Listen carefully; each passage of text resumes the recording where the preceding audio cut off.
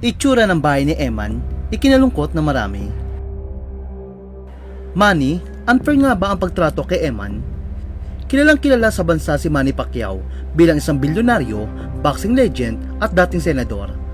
Ang kanyang kayamanan na tagumpay sa buhay ay kitang-kita sa dami ng mansyon at ari-arian na nakapalibot sa kanya.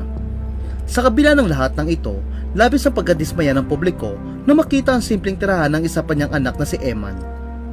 Si Eman ay anak ni Manny sa kanyang nakarelasyon na si Joanna Rose Bacosa na isinila noong January 2, 2004. Ngunit matagal din bago siya kinilala ni Manny bilang anak.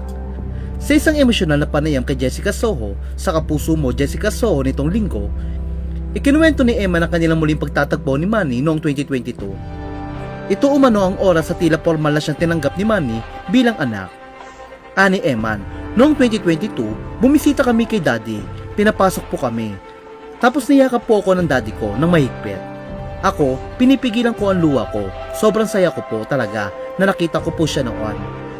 Dito na rin ang panahon kung saan pinirmahan ni Manny ang dokumento na nagpapatunay na kinikilala siya bilang lehitimong anak.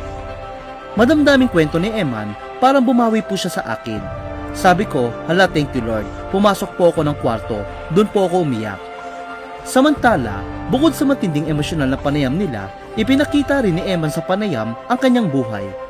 Simple lang ang bahay ni na Eman gawa sa kahoy at kalakat. Wala ka rin makikitang anumang mamahaling kagamitan sa loob nito.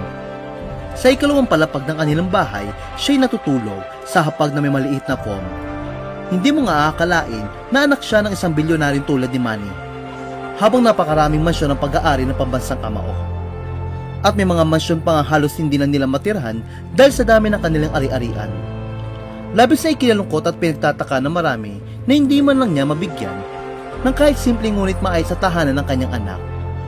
Dahil dito, hindi maiwasan isipin ng marami na isang hipokrito si Manny. Sapagkat sa dami ng binigay niyang tulong at bahay sa iba, ang kanyang sariling kadugo ay hindi man lang nabigyan ng maayos sa tahanan. Marami rin ang nag-isip na baka ayaw ng asawa ni Manny na si Jinky na bigyan ng bayang anak sa labas. Ngunit para sa marami, kahit anak pa si Eman mula sa labas, hindi niya kasalanan na bunga siya ng pagtataksil. Tulad ng mga lehitimong anak ni Manny, maaari pa rin sana sa simpleng paraan ay matamasa niya ang magandang buhay. Kahit hindi marangya, basta't maayos na bahay at buhay. Komento nga ng ilang netizen.